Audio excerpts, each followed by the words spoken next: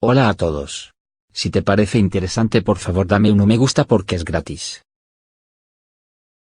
La información se toma del español. No es la primera vez que Felipe escucha y contempla esta obra, en la que de forma maniquea se retrata el enfrentamiento entre un padre celoso y represor,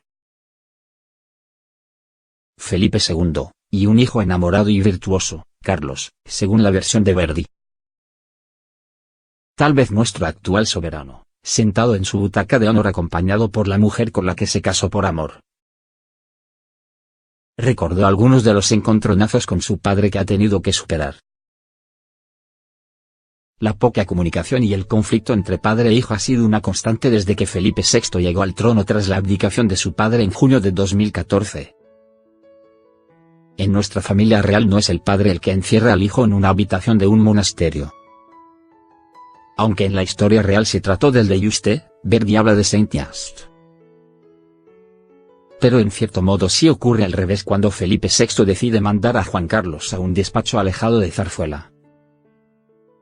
Es decir, lejos del foco de la actualidad, apartado de los asuntos de la corona y del Estado. Otra de las partes de la ópera del compositor italiano que puede recordarle a Felipe la relación con su padre es cuando Felipe II le niega ningún tipo de autoridad y protagonismo a Don Carlo, al que no ve capacitado para ejercer como príncipe. De nuevo la historia se da la vuelta y en nuestra realidad es el hijo, Felipe, el que considera que el padre debe dejar ya sus funciones, quitándole poco a poco su presencia en la agenda de la corona hasta conseguir el anuncio de su retirada el pasado mes de junio. Solo y abandonado, Don Carlo termina solo en su monasterio, situación que se parece bastante a la actual de Don Juan Carlos. En vez de monjes se encuentra rodeado de enfermeras y de su hija, la infanta Elena. Se trata de una ópera compuesta en 5 actos que Verdi estrenó en el año 1867, y que narra la historia del conflicto entre el príncipe Carlos después de que su prometida, Isabel de Valois, se casara en lugar de con él con su padre, Felipe II, en cumplimiento de los tratados de paz que pusieron fin a la guerra italiana entre las casas de Habsburgo y Valois.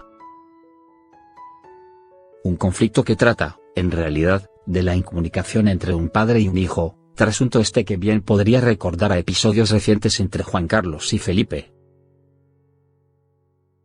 En la ópera de Verdi el hijo es una víctima, y el padre un viejo amargado y represor. Una víctima es como ha podido sentirse Felipe respecto a los devaneos y amistades peligrosos de su padre, Juan Carlos I. Pero hay otra versión del Don Carlo más favorable a la figura del padre, y más sin misericordia con el protagonista de la obra, el hijo. Fue la versión que en 2015 estrenó Alberto Adella en el Escorial, a la que asistió el rey emérito Juan Carlos.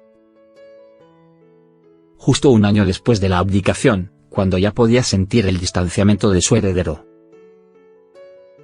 Para el director español el padre, es decir, Felipe II, se torna más cariñoso, más comprensivo.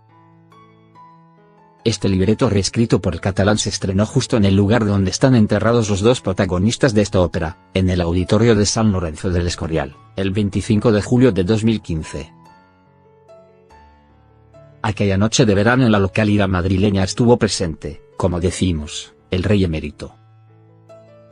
En esta versión, Boadella le da la vuelta a la historia de Sila con el fin de restituir en la medida de lo posible la realidad histórica de aquella España de mediados del siglo XVI.